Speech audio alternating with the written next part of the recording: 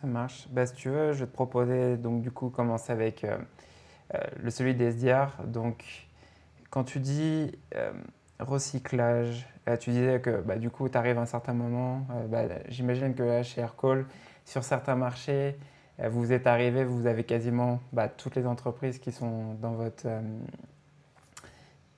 comment dire, dans votre CRM. Donc aujourd'hui, moi, ma première question par rapport à ça, c'est comment tu fais toi pour tes équipes, enfin quand les prospects, ces comptes, est-ce que c'est une liste de comptes attribués pour chaque personne ou c'est du free for all? Et quand je dis du free for all, par exemple, il n'y a pas eu un certain nombre d'activités sur un compte et n'importe qui peut prospecter ce compte après, je sais pas, 30 jours par exemple. Comment ça se passe par rapport à ça?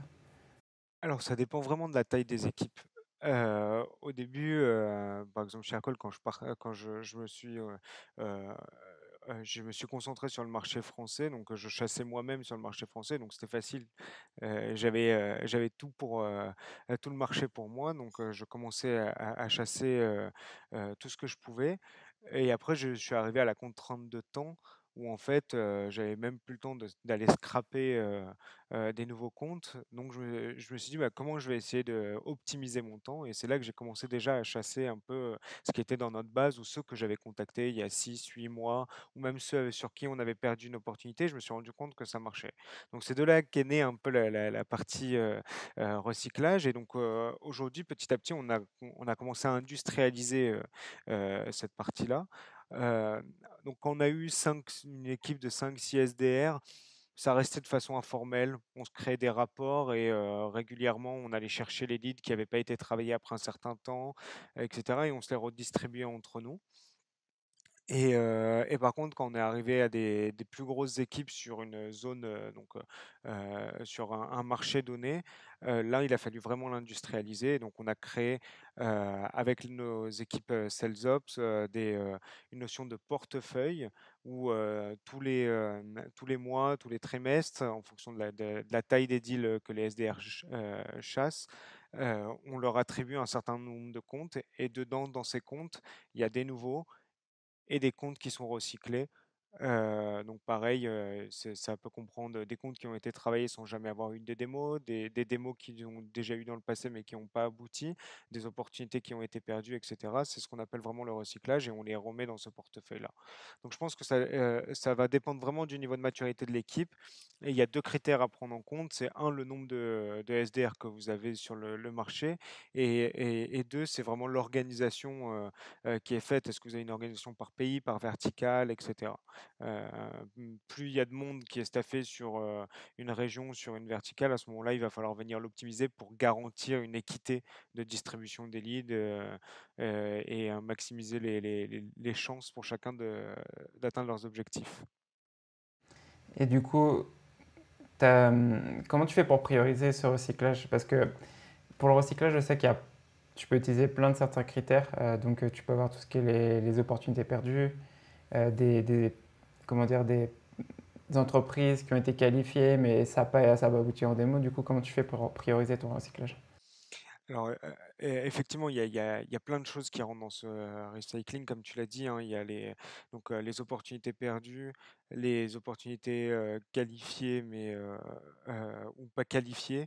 Et en fait, à chaque fois, ce qu'on demande à nos SDR, ou à nos sales, c'est, de remplir les raisons pour lesquelles, le deal n'a pas abouti. Donc, il y a un certain nombre de champs et de critères à remplir dans le CRM. Et basé sur ces informations-là, on va créer notre modèle de recycling. Et en fait, ce modèle-là, il a été industrialisé grâce à l'introduction de ce qu'on appelle le lead scoring. Je pense que vous avez tous déjà entendu parler de lead scoring. Et le lead scoring, il se décompose en deux parties. On va avoir un lead scoring qui est basé vraiment sur le profil brut de l'entreprise, donc le nombre de salariés, l'industrie, le secteur, et cetera, qui vont donner un premier score. Et en fonction de chaque critère, vous allez associer un nombre de points en fonction de votre business, de votre ICP, et cetera. Et ensuite, il y a une autre partie du lead scoring qui va être fait en fonction de l'action que le lead fait avec l'interaction que le lead a avec l'entreprise. Si par exemple la personne a téléchargé un e-book, si on a perdu une opportunité, etc. Et donc basé sur ça, pareil, ça va venir nourrir le lead scoring. Et en fonction d'un certain nombre, quand on atteint un certain nombre de scores, à ce moment-là, c'est remis dans le portefeuille des SDR en recycling. Et j'ai une question à te poser par rapport à ça. Parce que nous, tu vois, c'est très bien compris ce système de recyclage chez Chili Piper. Mais comment tu fais pour transmettre ça à tes SDR pour comprendre que c'est, comment dire, on va dire, si tu as une liste, je sais pas, enfin, nous, on a une liste de 700 comptes. Comment tu fais pour transmettre que c'est, on va dire, les plus faciles à booker? Parce que il y en a, nous, on le voit, enfin, il y a les top performers que eux, ils le savent très bien. Eux, ils vont toujours, enfin, les premiers comptes qui prospectent, c'est ces comptes-là à chaque fois. Mais le reste, en fait, ils ne priorisent pas. Comment tu fais pour transmettre ça, justement? Alors ça, bah, au début, donc pareil, quand c'était une petite équipe, c'est de façon informelle et l'objectif, c'est d'être le plus efficient possible, de ramener le plus d'opportunités. Donc forcément, le manager va leur dire, je veux que vous vous concentrez sur ces comptes. Et pareil, s'il y a un SDR qui est un peu junior, il faut l'aider et l'aiguiller dans son travail et lui dire, bah, commence par ces comptes-là parce que je sais que ça va être ceux qui vont transformer le plus et les autres vont prendre un peu plus de temps. Donc au début, c'est vraiment le manager de façon informelle qui drive et pilote un peu les SDR, notamment les SDR les plus juniors, quand ils l'ont pas encore compris. Et après, quand c'est des plus grosses entreprises, bah, c'est vraiment l'industrialiser avec cette notion de lead scoring, de portefeuille, où tu t'assures en fait que tous les comptes sont retravaillés à un moment donné dans leur vie, dans leur vie sur le CRM. Et en amont en fait, de l'interview, tu m'avais dit aussi que dans la partie du recyclage, il y avait aussi la collaboration entre le marketing et les SDR. Qu'est-ce que tu as mis en place, enfin, toi ou enfin, ton équipe, qu'est-ce que vous avez mis en place chez Aircall justement par rapport à ça? Alors effectivement, je le au début d'une équipe commerciale, généralement, il y a pas trop, on va dire, pas trop de marketing. Généralement, on staffe d'abord des SDR qui vont scraper les comptes, qui vont les contacter avec des cadences, et cetera et les qualifier, les envoyer en démo et petit à petit, quand on grossit, l'équipe, on revient encore diviser, les tâches pour avoir des équipes qui sont vraiment focus, et concentrées sur la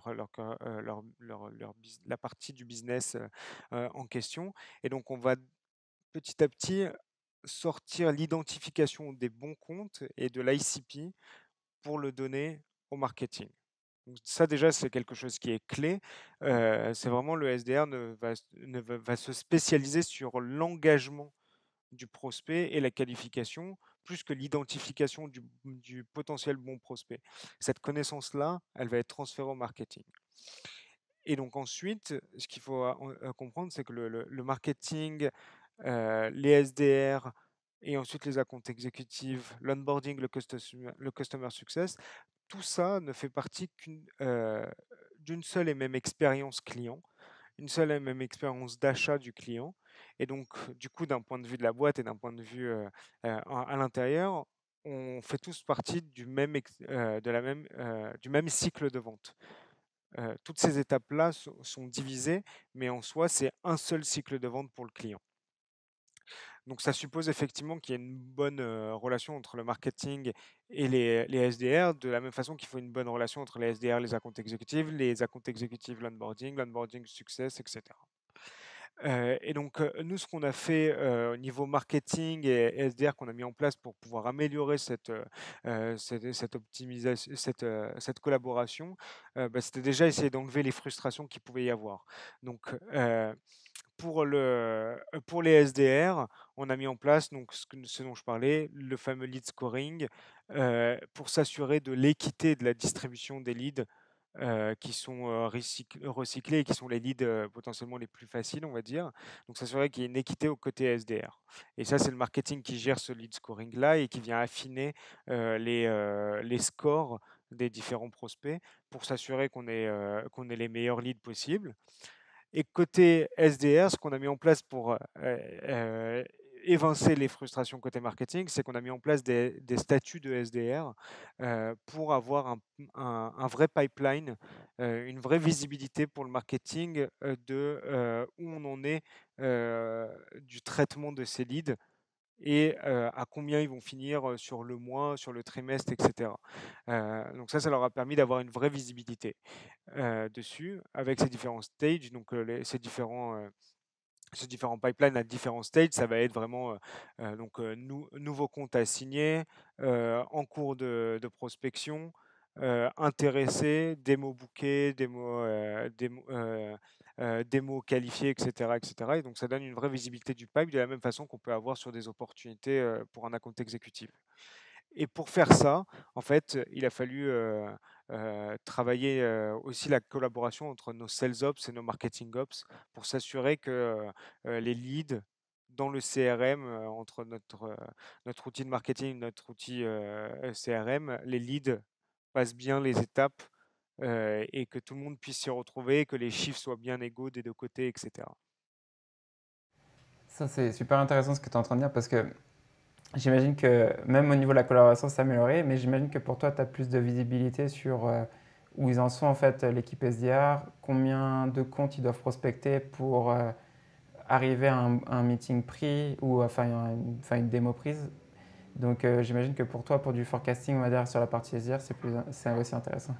Exactement. En fait, on est vraiment en train de redescendre au tout début du funnel pour avoir des taux de conversion sur les différentes étapes et donc savoir exactement combien de prospects on doit avoir en début de période pour pouvoir générer de nouvelles opportunités en fin de période. Et donc sur la période d'après, ça nous permet de dire bah, si on a généré tant d'opportunités, de pouvoir les closer côté à compte exécutif.